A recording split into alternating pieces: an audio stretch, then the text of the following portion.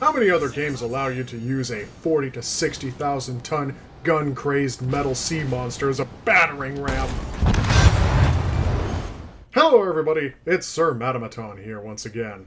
Today I'm playing World of Warships Legends. Time to get my nautical nonsense game face on, which this is the console version of the long-standing PC game, named the same, minus the Legends part. So that game is just called World of Warships. Never mind, you get it, I'm not going to insult your intelligence. But sometimes I like to call it battleships. Damn! You saved my battle shit! It's a free-to-play game, so my inherent cheapness would inevitably dictate that free is my favorite option for anything, ever. Just as long as you're able to look past the ridiculously overpriced microtransactions in the game's store. Wow! They basically just need to drop a whole zero off of every single thing that they have on the list and then cut that price in half, then these things might be worth their price. Wargaming likes to call this the thinking man's action game. Which is one of the things I love most about this game, where I don't feel like I have to down 4 cans of Monster, process my thoughts in binary code, and set my brain to twitchy autopilot mode in order to play this effectively. We destroyed their destroyer. 7 kills! Man, my back hurts from carrying this slack team so hard. It gives you time to think about your battle tactics, but once you do, you have to commit to them because this game doesn't punish you for something you did in the moment. It punishes you for something you did about 30 seconds ago.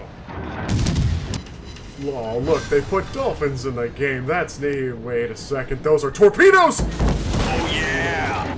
Especially when dealing with torpedoes, or torps for short. But I'll get into that a little later. Some strats you might come up with may sound smart. I think I'm gonna flank them. Then turn out to be pretty dumb. While other plans might seem to be dumb, but will actually turn out to be pretty effective. You're not gonna out-dumb my smartass. You can either play against enemy players, which those matches usually just degenerate into slow-mo explosive peekaboo. Or you can face off against enemy bots, though sometimes they're dumber than 2 left shoes and more suicidal than chronically depressed lemmings. Reason being, the game's AI tends to be more focused on trying to kill you than their own survival. I'll take all of you on, I don't give a shit. 1E and a 2E and a 3E and a 4. Now there's lots of different nations and ship tech trees. The US, UK, Germany, France, Russia. Сука, блядь! Italy. Not Japan, though. Forget them Japanese ships. Now. Before you rage in the comments section, please know that I know they have pretty good torpedoes, but their ships are kinda ugly as sin, and their guns hit with the force of a 6-year-old with a sock and bopper. Japan makes a lot of great stuff. Cars, Gundams, cherry blossom trees, Hiroyuki Sawano, and Sana Tozaki. But ships aren't among them, except for the Yamato. That thing is kind of a monster. Caliber, 18-inch. And don't get me started on Italian ships, okay? I like to call their Fiat design, as in, fix it again, Tony. Oh, by the way, I was being sarcastic. At the moment, they only have 1 line of cruisers from the making of this video, and they're all pretty garbo. It's pretty bad. Now, I'm not going to bore you to death with all the little customizable options, various commanders, flag and paint job consumables that give you a bevy of small bonuses and perks. We're just going to skip right to the good part. The boats! There are 4 different types of ships, starting off with destroyers. They are the fast-moving, torp-launching tin cans that have cannons that might as well be slingshots. To use these vessels, you have to be good at hiding and closing in distances against larger ships really fast. Just don't get caught out in the open with these things, you're not gonna last long. Cruisers. They are the jacks of all trades, and the most varied of all the ship types, and my personal favorite, especially my beloved Omaha. The best cruisers are the ones that typically have a great complement of guns, along with a good set of torpedoes, for that much-needed little DPS oomph. Battleships. They are the fat bastard of all ship choices. They are slow-moving, hard-hitting shell sponges. They can take a beating, yeah, I strunk, until they can't.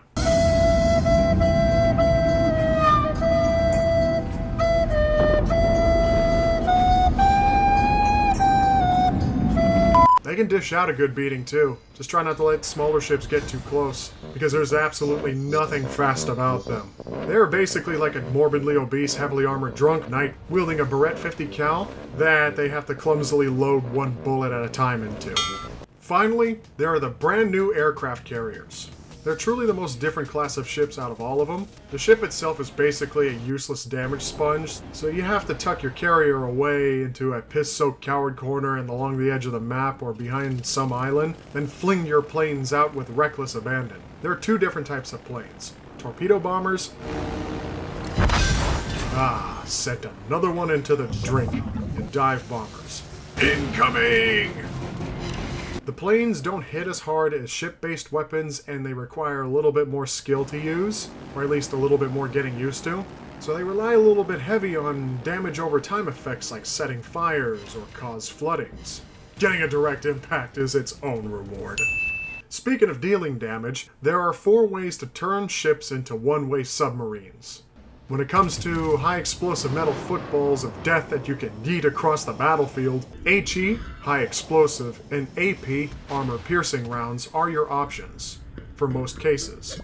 HE rounds I find to be the most reliable at causing consistent damage, so I tend to use them the most by far, especially when using cruisers. Since they come with the added chance of being able to set ships on fire, I sure do wish I could find some water around here to put this fire out, but where am I going to find that all the way out here? AP rounds have the potential of hitting much harder than HE rounds, not to mention they have a higher chance of damaging parts of the ship like turrets, rudders, citadels, and alike, which for some reason British ships tend to be particularly effective at it, I might add.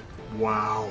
14 citadel hits and 7 enemy ships turned into coral reefs. Holy shit. That's a lot of damage! But they have the slightly annoying chance of over-penetrating targets, which means that, well, you would have just been better off glaring at the enemy ships with an angry face to cause more damage instead of these shells when those types of things happen. And they happen often. Shit. Then we move on to my beloved torpedoes. Or another term I like to refer to them as is death dolphins. Now, of course, it's recommended to use these at the closest possible distance you can reasonably or unreasonably get. Not gonna lie, torpedoes are king. They sort of dance the line between being overpowered but still somehow balanced. It's weird. These explosive dolphins may move slow, and using them requires a little bit of finesse over at longer distances, but they have the potential of being one-hitter quitters, even against the beefiest of battleships. Now we're cooking with composition H6. Come on, come on, come on, come on! Strike! It does suck when you see them coming at you, and there's absolutely nothing you can do but watch them ruin your game, as well as your boat.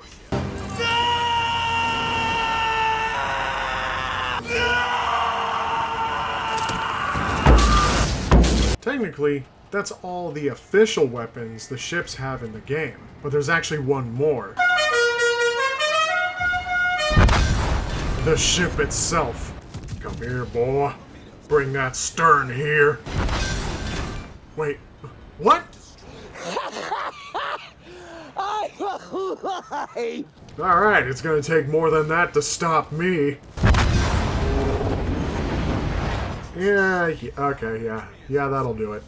With all these powers combined, you can come away from the battle with more decorations than General Patton standing next to his Christmas tree. Now I have a fucking rainbow! If you haven't played this game yet, I can understand. Its slower and more methodical pace may not be for everybody, but it's honestly hard to argue with the fact that you can have this much fun with a free-to-play game and not have to suffer any ridiculous paywalls or forced microtransactions to get to the fun parts of this game. You could basically just keep this thing for free and just play to your heart's content. With that, I think you got yourself a pretty good deal. Alrighty then, everybody. I hope you liked the video. If you didn't, well, that works too. You watched the video anyway, so thanks. If you like what you see here, don't forget to subscribe, click the bell icon, share the video with some others that may like this too. And it's also very important that you click the like button too, because that's where the YouTube algorithms will notice this video and recommend it to others. But if you do that for me, I'll be greatly appreciated for. And until next time, I'll see you later. Bahamas with an R. Bahamas. Let me drive the boat.